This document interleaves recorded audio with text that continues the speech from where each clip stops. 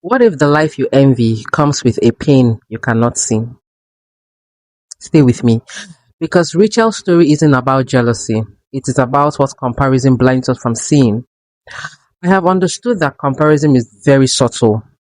It doesn't always sound like jealousy, it doesn't always seem like jealousy, but it sometimes sounds like, I wish I had her confidence. I wish my marriage looks just like hers.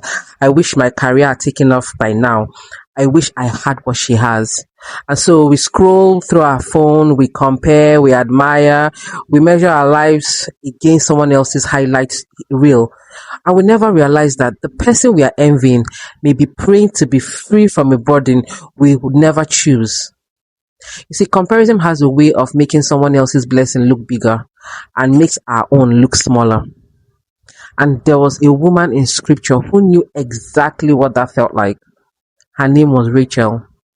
You see, Rachel had what her sister wanted. She had what Leah always wanted, which was for her husband Jacob to love her. And you see, Rachel was the chosen woman. She's the one that he had worked for 14 years to marry. But Rachel couldn't enjoy being loved because all she could see was what Leah had, which was children. And while Leah was longing for Jacob's affection, Rachel longed for Leah's fruitfulness. You see, two sisters standing in the same house, each convinced that the other one's life is better.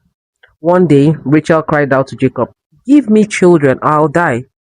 That was not just the cry of a woman who wanted children.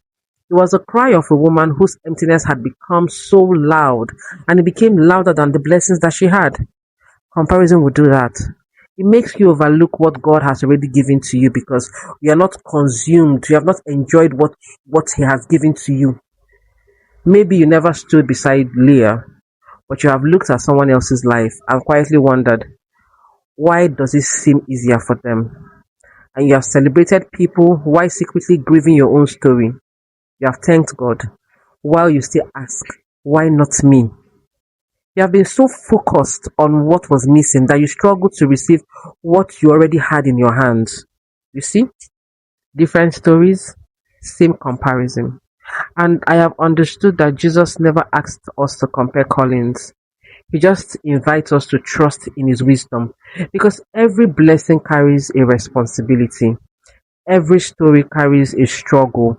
And every person you envy is fighting a battle you probably cannot see. The answer to comparison isn't getting what another person has. It is discovering that Christ is enough to anchor your identity even while you're waiting. And only then can gratitude begin to silence comparison. So let me ask you, what if the life you envy comes with a pain you cannot see? What if God hasn't forgotten you? He's simply writing a different story for you because comparison will always convince you that God has overlooked you. But the cross tells a different story. You were never forgotten. You were loved long before you had everything you wanted.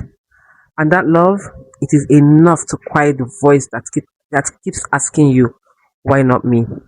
She's you.